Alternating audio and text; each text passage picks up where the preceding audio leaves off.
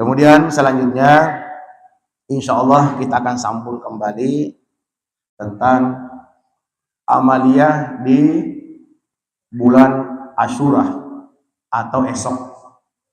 Esok adalah sudah 10 Muharram.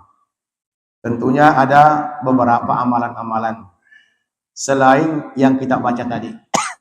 Jadi selain yang kita baca tadi, esok insya Allah ada lagi tambahan amalnya. Yang pertama adalah puasa. Mudah-mudahan kita diberi oleh Allah Subhanahu wa taala kekuatan esok supaya bisa melaksanakan puasa Asyura. Sebagaimana yang sudah kita pahami bahwasanya puasa Asyura ini sama pahalanya kalau kita berpuasa setahunan. Di dalam riwayat yang lain, puasa Asyura ini akan menebus dosa kesalahan kita setahun yang lewat. Nah, itu diantara keistimewaan puasa. Nah, kemudian selain daripada puasa, insya Allah esok mudah-mudahan bisa tagawih, yaitu melaksanakan yang namanya sembahyang sunnah 4 rakaat. Jadi ada sembahyang sunnahnya 4 rakaat. Ini sembahyang namanya sunnah mutlak. Jadi niatnya usalli sunnatal mutlak 4 rakaatin lillahi ta'ala. Dalam hati sengaja aku sembahyang sunnah 4 rakaat semata-mata karena Allah. Jadi 4 rakaat sekaligus, sekali salam atau sekali tahiyat. Apa yang kita baca di dalam 4 rakaat itu, yang pertama adalah surah Al-Fatihah. Setelah membaca surah Al-Fatihah, kita lanjutkan dengan Qul huwallahu ahad. Qul huwallahnya ini dibaca sebanyak 51 kali di dalam 1 rakaat. Jadi talawas berdirinya 51 kali. Karena nanti pada rakaat kedua sama lagi, baca Fatihah, setelah Fatihahnya baca lagi Qul huwallahu ahad 51 kali. Karena rakaat yang ketiga sama lagi, baca Fatihahnya, setelah Fatihah baca lagi Qul huwallahu ahad 51 kali. Karena nanti rakaat keempat sama, Fatihah, Qul huwallahnya 51 kali. Jadi kalau dihitung sebanyak 4 rakaat ini kita membaca surah Al-Ikhlas 204 kali di dalam sembahyang. Nah, mungkin kalau membaca surah Al-Ikhlas di luar sembahyang itu biasanya. Tapi yang luar biasa itu kalau membacanya di dalam sembahyang, apalagi membacanya 204 kali. Apa khasiatnya ini ibadah? Apa khasiatnya ini sembahyang sunnah? Di dalam riwayat disebutkan, siapa orang yang mengamalkan sembahyang 4 rakaat tadi, maka Allah Subhanahu wa taala akan menghapuskan dosa dan kesalahannya sebanyak 50 tahun lamanya. Andai kata kita bisi dosa 50 tahun, isinya dosa semuanya, dengan sembahyang yang 4 rakaat di hari Asyura ini, maka Allah Subhanahu wa taala akan mengkafarakan, akan menebus, akan menghapuskan dosa kesalahan kita. Nah, oleh karena itu sangat disayangkan sekali kalau waktu-waktu yang seperti ini kita tinggalkan begitu saja. Nah, sudah 2. Pertama tadi puasa, yang kedua adalah sembahyang 4 rakaat. Kemudian yang ketiga adalah bersilaturahmi, saling kunjung mengunjungi. Nah, ini diantara keistimewaannya orang yang bersilaturahmi, pertama akan memperpanjang umur, yang kedua mempermudah datangnya rezeki. Jadi umur berpanjang, rezeki bertambah, kan itu yang diinginkan. Seperti apa caranya? Umur panjang, rezeki bertambah. Nah, kemudian yang keempat adalah zul aliman. Esok juga ini mendatangi, meelangi orang alim atau peguruang. Datangi orang yang alim. Di dalam riwayat disebutkan, barang siapa orang yang mendatangi orang yang alim di 10 Muharram, kemudian mereka membawa anak-anaknya.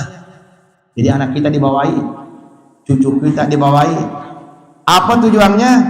Supaya si anak ini nanti didoakan, maka akan mendatangkan keberkahan kepada anak cucunya. Sampai turun turun itu, 7 turun temurun banyak, turun temurun sudah, 7 turunan sudah. Nah ini dulu orang-orang tua kita mengamalkan. Jadi kalau 10 Muharram itu diistimewakan, dikumpulkannya anaknya, cucunya, kemudian dibawa kepada orang-orang yang alim. Tujuannya apa? Minta didoakan. Doakan, mudah-mudahan jadi anak yang soleh dan soleha, mudah-mudahan menjadi anak yang penurut, mudah-mudahan. Nah itu sudah. Maka dalam riwayat, anak tersebut akan membawa keberkahan di dalam hidupnya. Nah 4 sudah amalan. Kemudian yang kelima, menjenguk orang yang sakit. Keluarga kah? Orang lain kah? Siapakah? Orang garing dijenguk ini. Apa khasiatnya? Dalam riwayat, siapa orang yang meelangi orang yang sakit, khususnya di 10 Muharram, maka sama pahalanya kalau mereka mendatangi, menjenguki orang yang sakit seduniaan. Ya? Siapa yang kau mendatangi seduniaan? Jangankan seduniaan, di kampung aja ngalim mendatangi seduniaan. Pahalanya itu nah. Dan ini hanya ada di 10 Muharram. Nah oleh karena itu sekali lagi, mudah-mudahan berniat seperti apa caranya. Nah, kawan mengamalkan semuanya ini. Sama pahalanya kalau kita menjenguk orang yang sakit seduniaan. Berapa pahalanya itu? Nah kemudian lagi yang keenam, ini jumlahnya semuanya ada 12. Andai kata kada kawa semuanya, berapakah?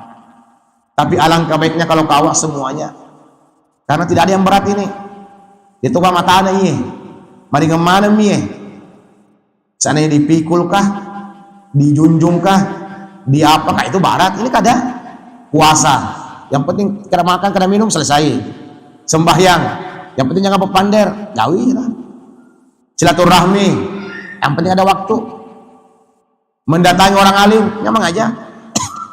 Nah kemudian menjenguk orang yang sakit, satu mata aja. Nah bercelak mata, ini bercelak mata lagi.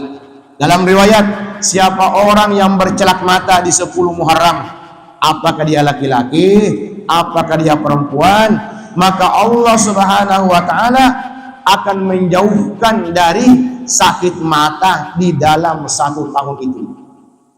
Udah mau sakit matanya dalam 1 tahun itu. Kalaupun misalnya sudah dibaca, sudah bercelak juga, tetap gak sakit mata, lain lagi kisahnya.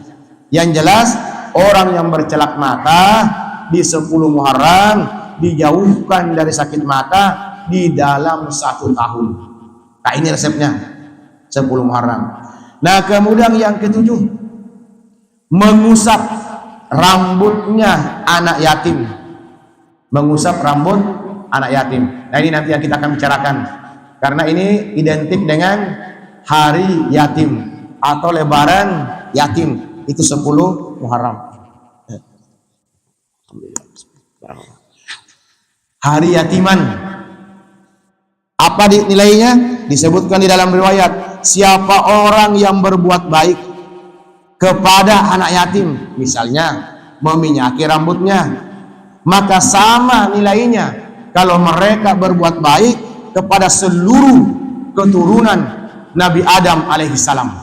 Nah, siapa yang kau menghitungi berapa jumlah zuriat Nabi Adam dari dulu sampai sekarang? Amalannya anak yatim. Esok malam ini kau juga, esok paling tidak. Kemudian bersedekah. Bersedekah lagi. Disebutkan di dalam riwayat, siapa orang yang bersedekah, kalau hadisnya, man tasaddaqah yauma asyura faka'annama sadaqah sana. Orang yang bersedekah di hari Asyura sama dengan orang yang bersedekah setahunan. Artinya nilai yang kita keluarkan hari itu sama dengan nilai 1 tahun. Dalam riwayat, siapa orang yang bersedekah di hari Asyura, maka tidak pernah ditolak satupun permintaannya kepada Allah Subhanahu wa Ta'ala. Pokoknya ada telau kepuangi, nawari mana kepuangi. Cuma resepnya di hari Asyura perbanyak bersedekah. Ini sekali lagi bersedekah, bukan belanja.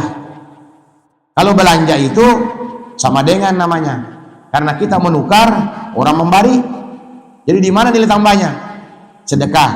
Nah, cuma nanti kalau sedekah apa belanja itu paling tidak minta berkah.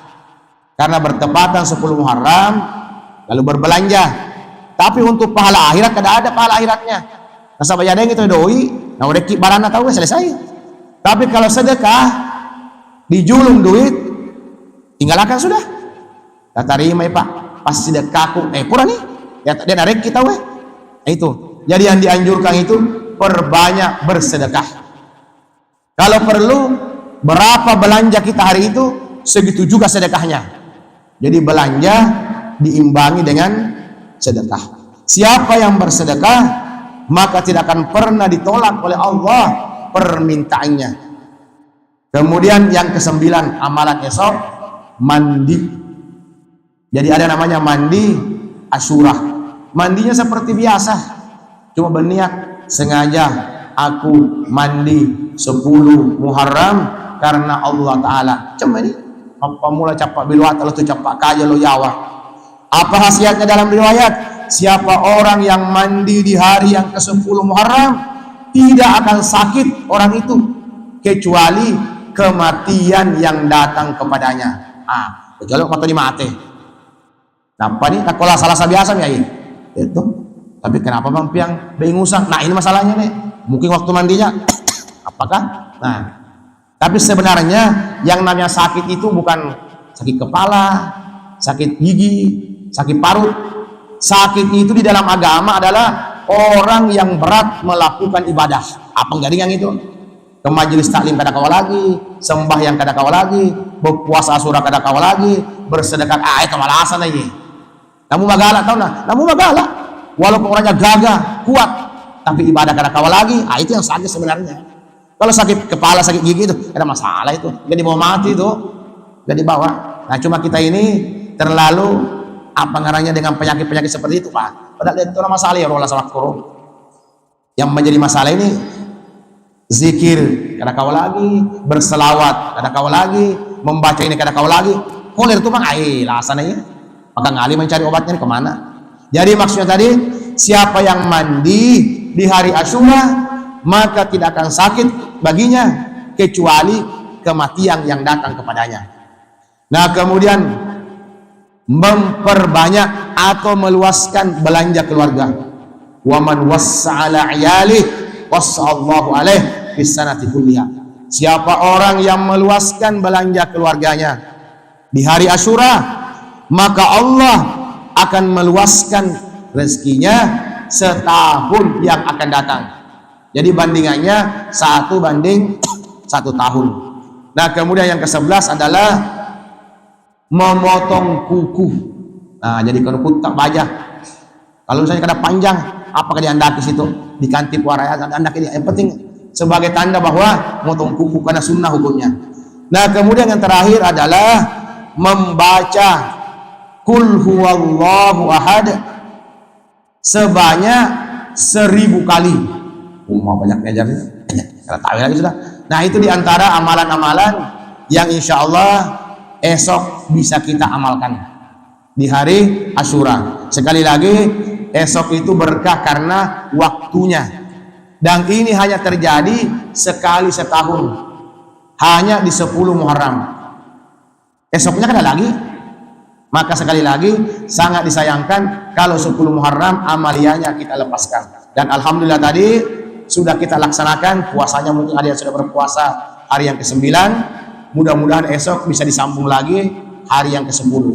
Dan juga tadi alhamdulillah kita sudah sama-sama membaca doa Asyura, zikir Asyura, kemudian doa-doa yang bersangkut paut dengan Muharram, 10 Muharram. Nah, tinggal esok masing-masing aja lagi melanjutkan. Apakah sembahyangnya, apakah silaturahminya, apakah melayani orang yang sakit, apakah bercelak matanya, ataukah santunan kepada anak yatim, apakah sedekahnya, apakah mandinya, ataukah meluaskan belanja keluarga, potong kukunya dan baca qul huwallahnya.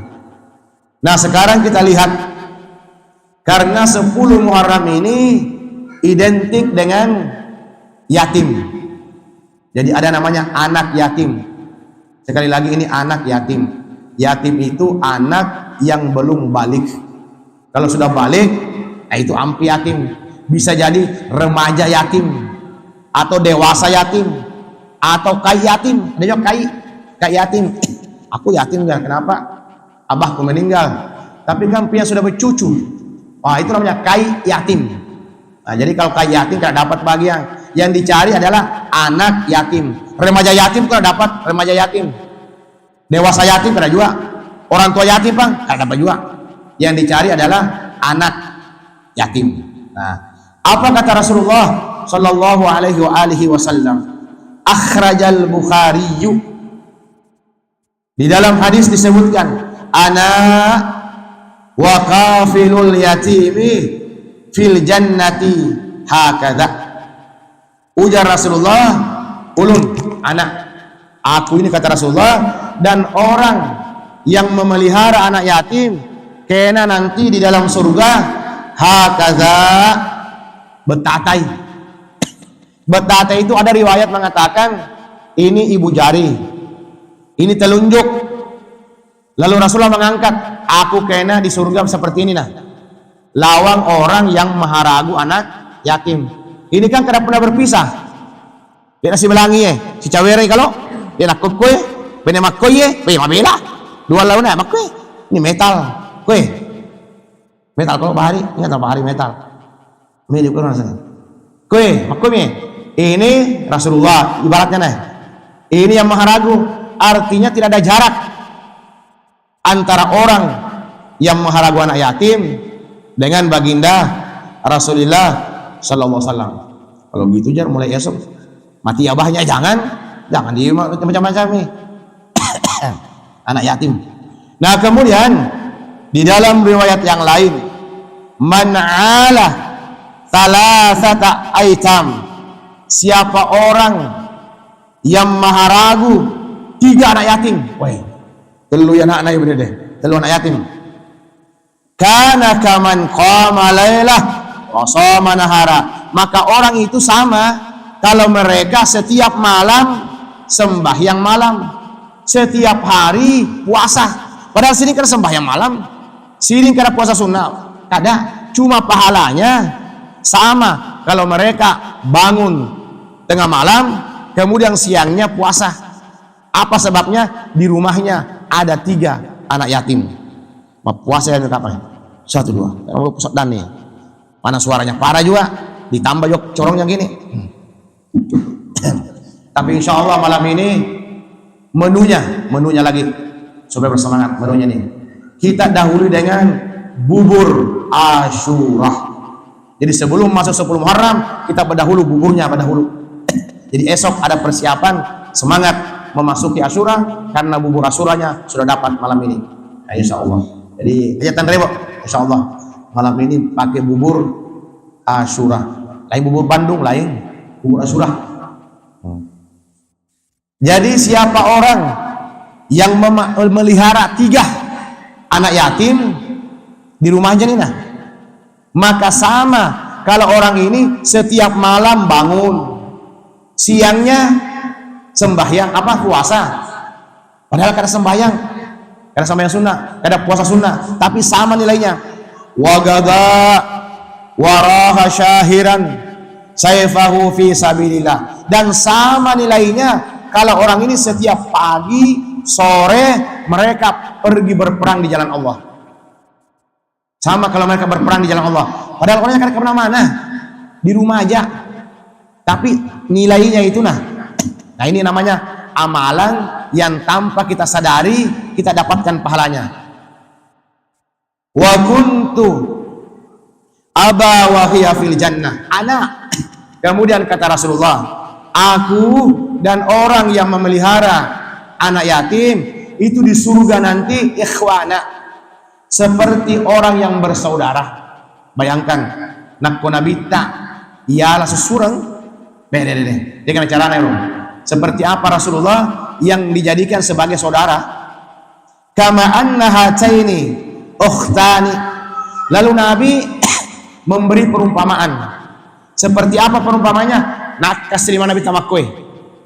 Kalau tadi seperti ini, tadi seperti ini, sekarang seperti ini lagi. Maka Nabi tak antara telunjuk dan ibu jari apa? Lainnya telunjuk dan jari tengah. Ini kan tidak berpisah juga, berparakan juga. Nah seperti ini nanti kedudukannya orang yang memelihara anak yatim. Nah, cuma salah barak kila. Iya apa ini padilanya dulu. Ada kena anunya, siapa yang menyakiti anak yatim, banyak tuh itu. Ranakanya nerakanya neraka. Tapi kalau berbuat baik, surganya surga. Emang kok tuh bang? Nah itu yang kedua hadis Rasulullah. Wa qala Nabi sallallahu alaihi wa alihi wasallam.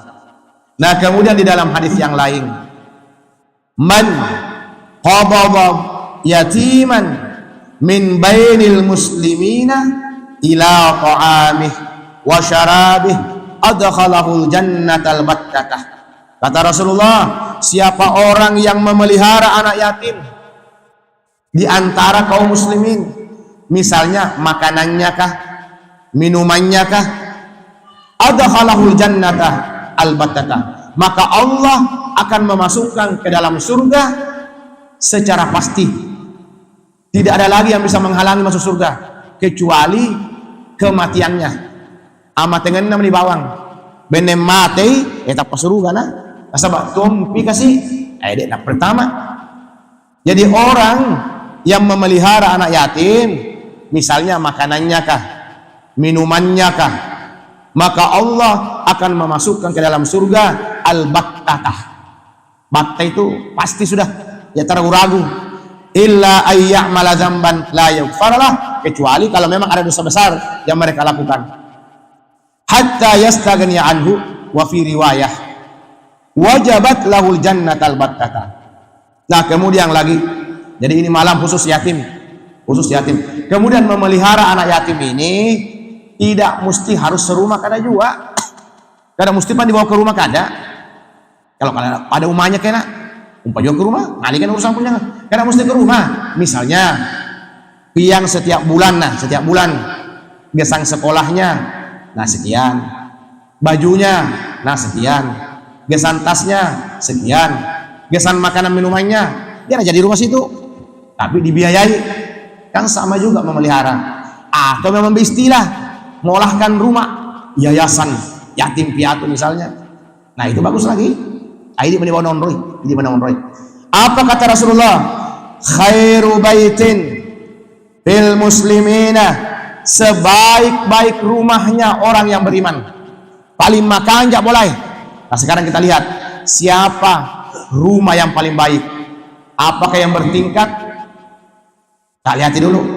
Sebaik-baik rumah, baitun fihi yatimun yuhsanu ilaih, adalah rumah yang ada anak yatim di dalamnya.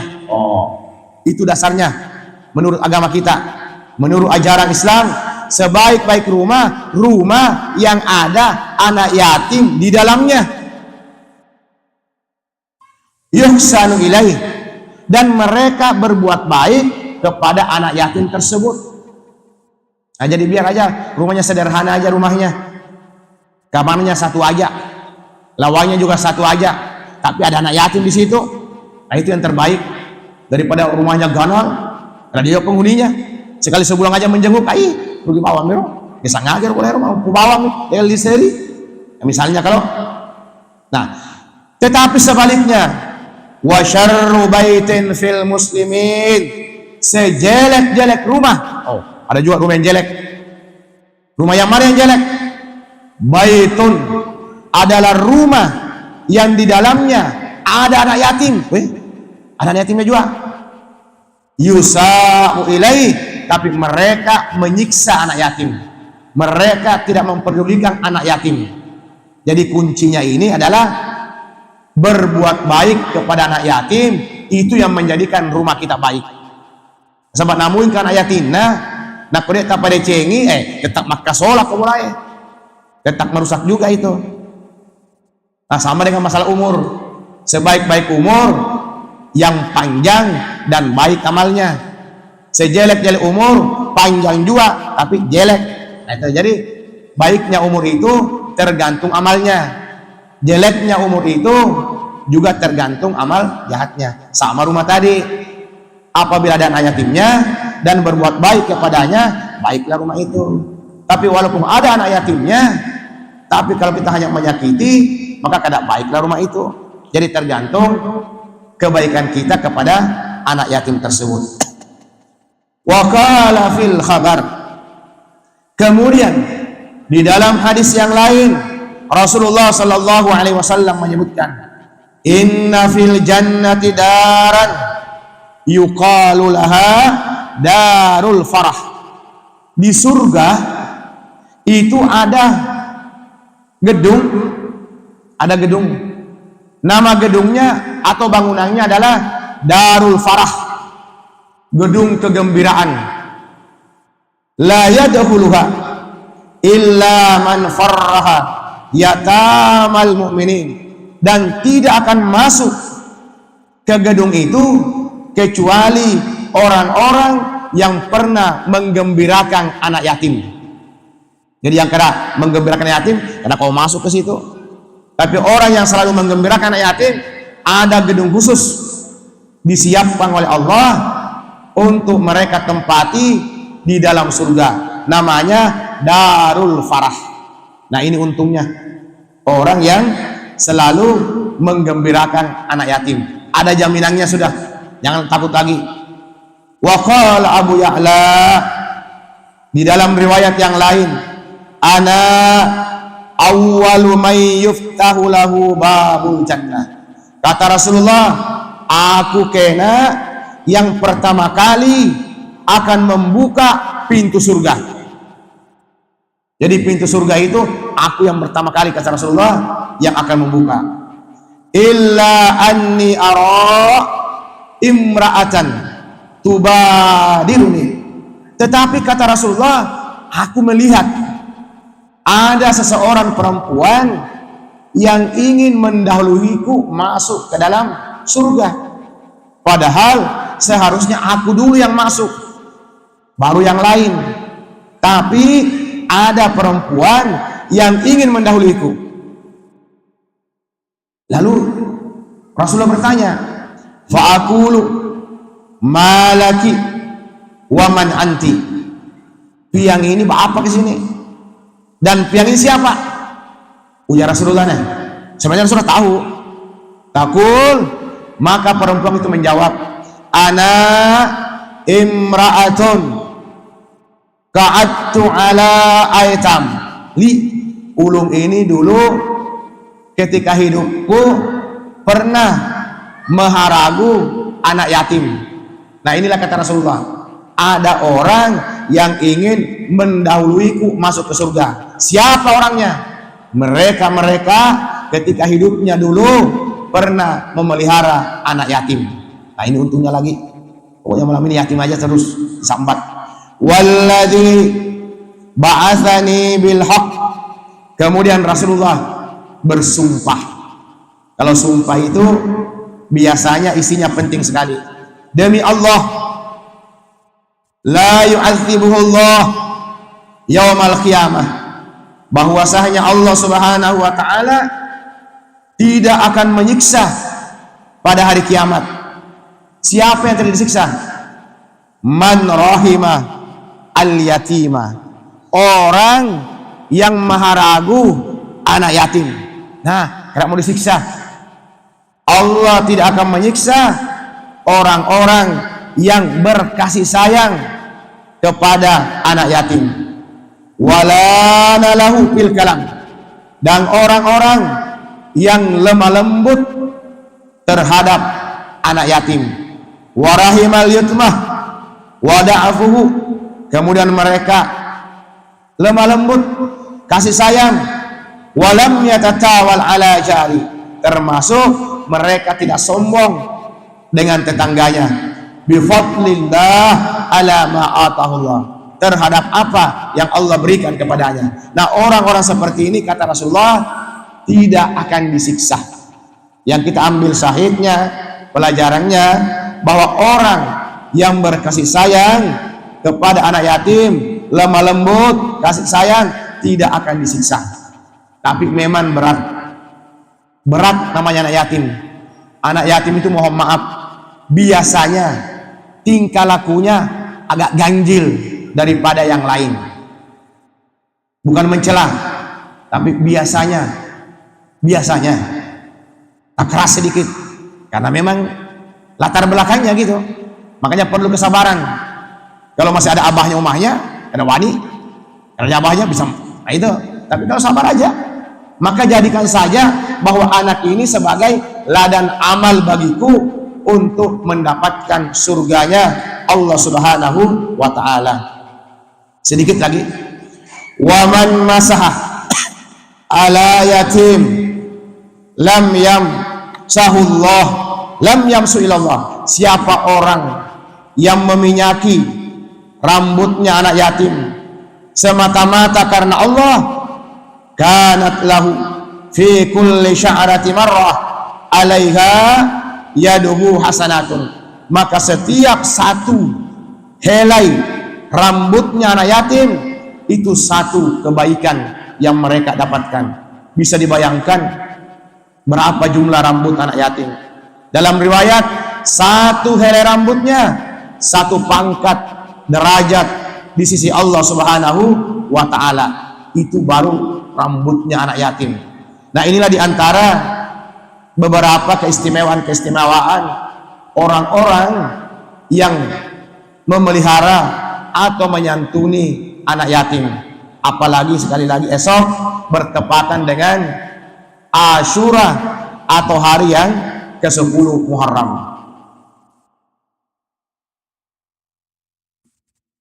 Nah, ini ada sedikit lagi riwayat. Ini riwayatnya, pertama, orangnya ahli maksiat. Jadi kalau melihat maksiatnya, karena kau masuk surga sudah. Nah, kemudian yang kedua, ini yang kedua adalah orangnya pemabuk. Nah, kalau melihat pemabuknya, karena ada harapan juga masuk surga. Cuma di balik semua itu, di balik sifat mabuknya, di balik kesombongannya, kemaksiatannya, ada amalan yang istimewa baginya. Maka itulah yang menyelamatkan. Nah, kita lihat apa yang bisa menyelamatkannya. Wa qala ba'du salaf, disebutkan di dalam sebahagian orang-orang salaf, orang-orang terdahulu. Jadi kisahnya orang bahari, kuntu fi badai imri'in mutakabbirin mukabbang alal ma'asi. Ujar Sidin, aku itu dulu orangnya sombong, kemudian dia ahli maksiat. Memang pembawaannya sombong. Sombong itu kan menganggap dirinya lebih baik daripada orang lain. Fara'aitu yawman yatiman. Kemudian suatu hari, ujar Sidin berkisah nih, yang sombong tadi berkisah. Suatu ketika aku melihat anak yatim. Fa'akramtuhu kama yukramul walad bal aktsara. Lalu aku ambil anak yatim itu, aku pelihara, aku sayangi seperti anakku sendiri, bahkan melebihi daripada anakku. Nah, ini ujar Sidin, yang orang sombong tadi, yang ahli maksiat, yang kalau kita fokus bang ini pasti neraka tempatnya. Aku pelihara anak yatim itu. Tsumma nimtu. Nah, kemudian aku tertidur. Malamnya aku tertidur. Fara'aitu zabaniyah akhaduni akhdan muz'ijan ila jahannam. Di dalam tidurku itu, aku ini ditarik oleh malaikat zabaniyah, malaikat penjaga neraka. Karena memang aku ahli maksiat, aku orang sombong, wajar aja kalau dibawa ke neraka, ditariknya aku. Ujar Sidin dalam tidurnya itu. Wa idza bil yatim qad taradani. Tiba-tiba anak yatimku itu datang. Karena sini bisa harago anak yatim. Datang anak yatim itu. Apa anak yatim? Wa qala da'uhu hatta uraji rabbi fi. Ujar anak yatimku, wahai malaikat Zabaniyah, tinggalkan ini orang. Tinggalkan. Ulung akan minta pertolongan kepada Allah. Fa'abau. Ujar malaikat Zabaniyah, waninya, ini juga perintah Allah. Yang menyuruh aku ini Allah. Bayangkan. Wa idza nada'u khallu anhu. Lalu ada suara, ada bisikan. Ujar suaranya, wahai malaikat Zabaniyah, tinggalkan orang itu, lepaskan. Yang orang maksiat tadi, yang ada di bawah neraka, tinggalkan. Faqad wahabna lah ma kana minhu bi ihsanihi ilaihi. Karena orang ini, kata Allah, aku sudah memaafkan. Memang dosanya banyak, maksiatnya banyak, tapi aku sudah memaafkan. Apa yang menjadikan aku maafkan? Bi ihsani ilaihi. Karena mereka ketika hidupnya pernah berbuat baik kepada anak yatim. Fastaiqadha. Tiba-tiba ujar sini, aku bangun. Kan mimpi aja. Langsung aku bangun. Begitu bangun, wa balagtu fi ikramil yatama min yauma idzin. Aku berniat di dalam hati bahwasanya aku harus lebih baik lagi kepada anak yatim. Ternyata anak yatim nanti akan memberi syafaat yang asalnya hendak dibawa ke neraka, tidak jadi ke neraka. Nah, ini satu riwayat yang pernah terjadi di zaman dulu dan tidak kemungkinan akan terulang di zaman kita sekarang.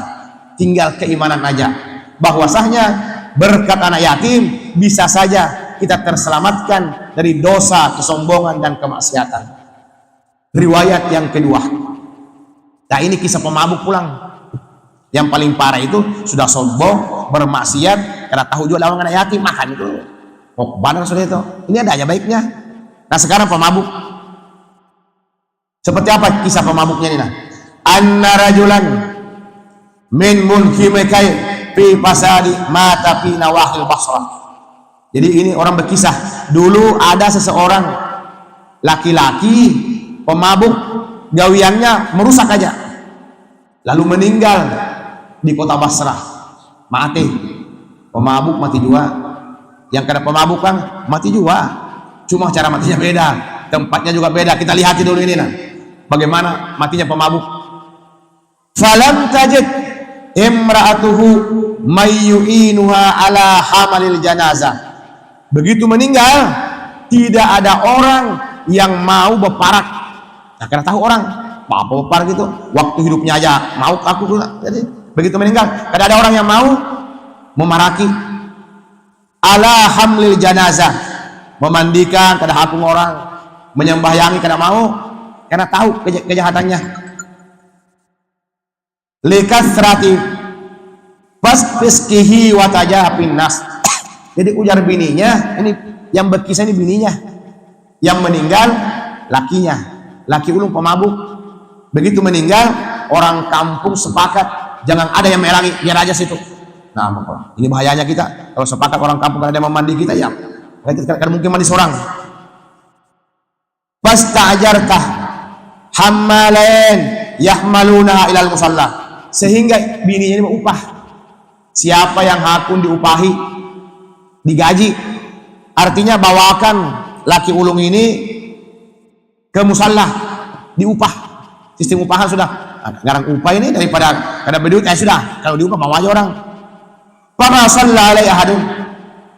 Tapi anehnya sampai di musalla tidak ada orang lagi yang mau menyembahyangi. Dimandikan sudah, dikafani sudah, tapi yang menyembahyangi kada mau. Nah, gali lagi. Fastajar fahamalu ila sahara. Lalu ujar bininya, kalau daripada gini kada ada yang menyembahyangi, lebih baik dibawa ke hutan aja. Terus ada dibawa ke masjid, dibawa ke hutan, terserah aja lagi, dimakan macan kah, dimakan serigala kah, daripada jadi bangkai di sini. Nah, jadi dibawa ke hutan. Nah, ini kisahnya nih. Dan ini terjadi. Wa kana biqarbi bil maudi jabalun. Di sisi hutan itu ada gunung. Di gunung itu, ini lagi keanehan. terkenal ada seseorang yang bahasa kita bahaluat di gunung itu. Orang kada tahu siapa orangnya dan kada pernah turun di gunung aja, bahaluat. Kebetulan si mayit ini dibawa ke situ, kada sengaja juga. Pada salah dzalika zahid lis-sholati alaih. Begitu sampai di kaki gunung, turun itu orang yang tidak pernah turun sama sekali. Turun orang yang berhaluat di atas gunung. Kan aneh. Lalu orang kampung takjub, apa istimewanya orang ini? Apa maknanya? Kita aja kada pernah mendapat orang itu. Fantasharal khabar fil balad. Lalu tersebar berita di kampung bahwasanya si anu yang pemabuk itu disembahyangi oleh orang yang ada di gunung yang berhaluat. Liusalli ala fulan wa kharajan nas wa sallu alaih ma'az-zahid. Begitu mendengar disembahyangi, orang-orang kampung keluar juga ingin ikut menyembahyangi karena melihat ada orang yang zuhud tadi, orang yang ahli yang berhaluat tadi. Orang berhaluat aja turun aja, kenapa kita kada umpat juga menyembahyangi di situ.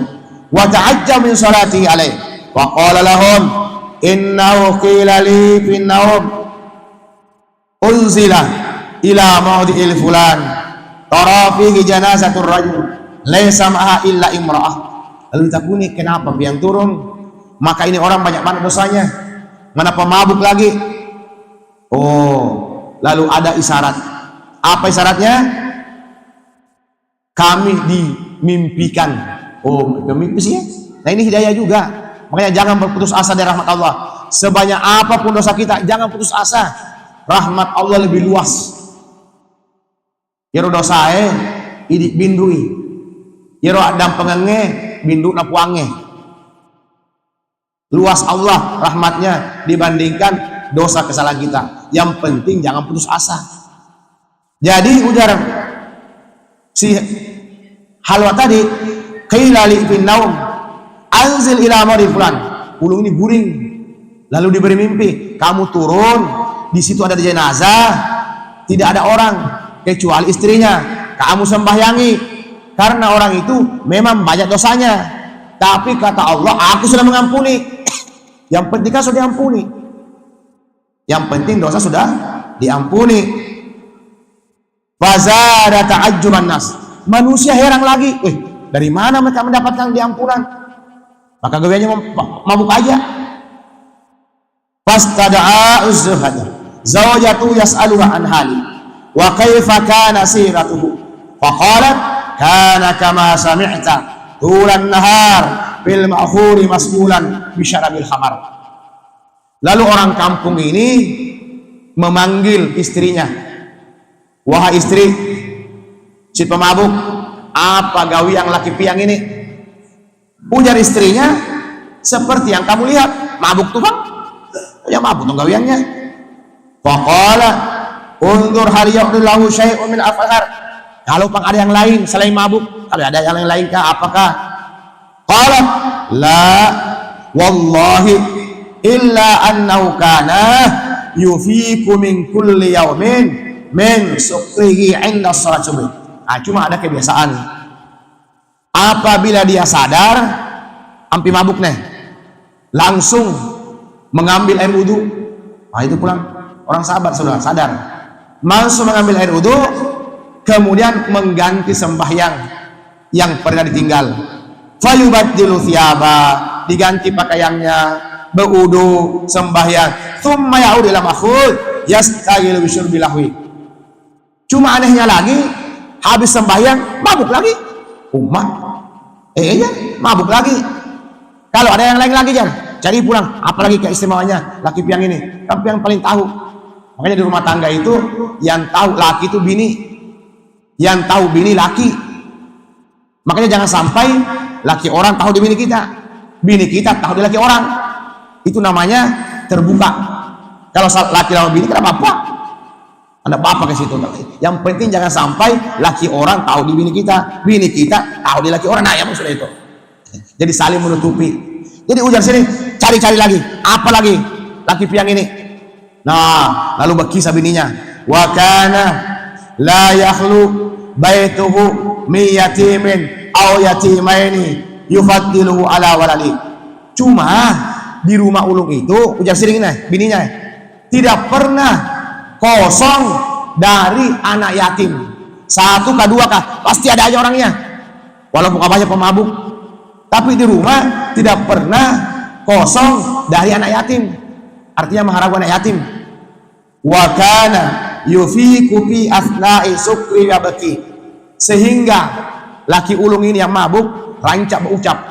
Apa ucapannya? Andai kata aku mati nanti, neraka mana tempatku? Jadi yakin sudah pasti neraka aku nih.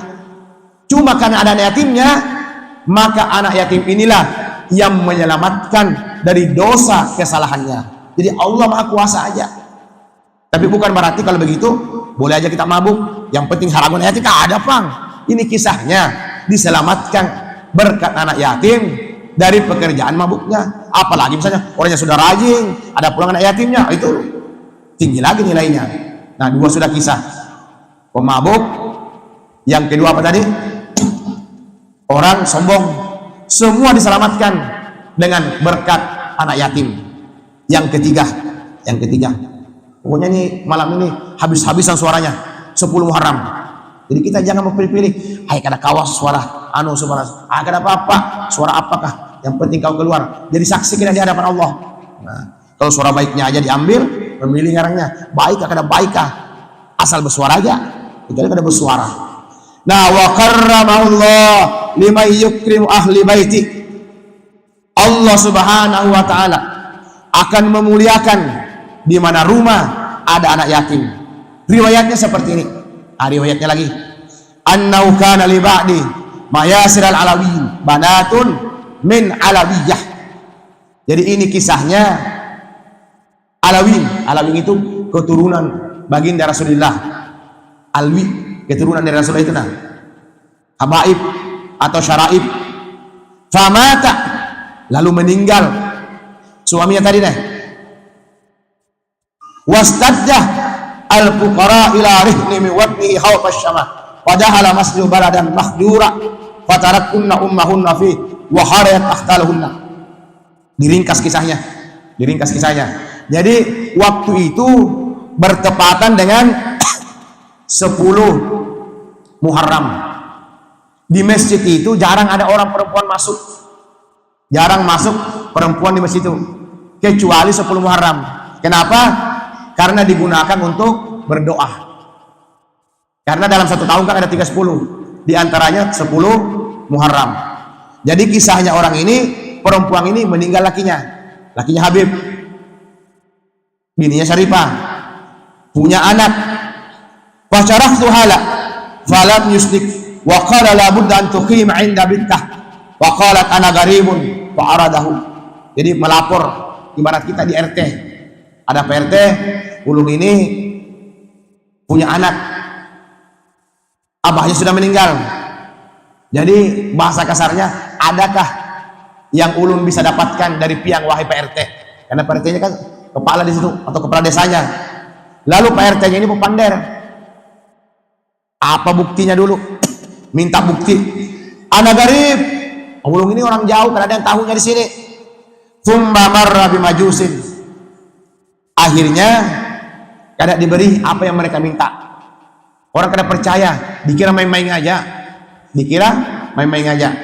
Nah, sehingga orang ini bulik pulang ke rumah. Fasaraftulah fasaddaqa wa arsala ba'da nisa'iha fatat biha wa bana ila dari wa balaga fi ikramiha.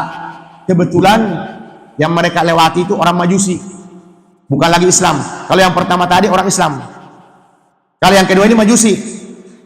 Lalu mereka berucap, aku ini seperti ini, aku ini. Dia nyatakan, aku perlu ini.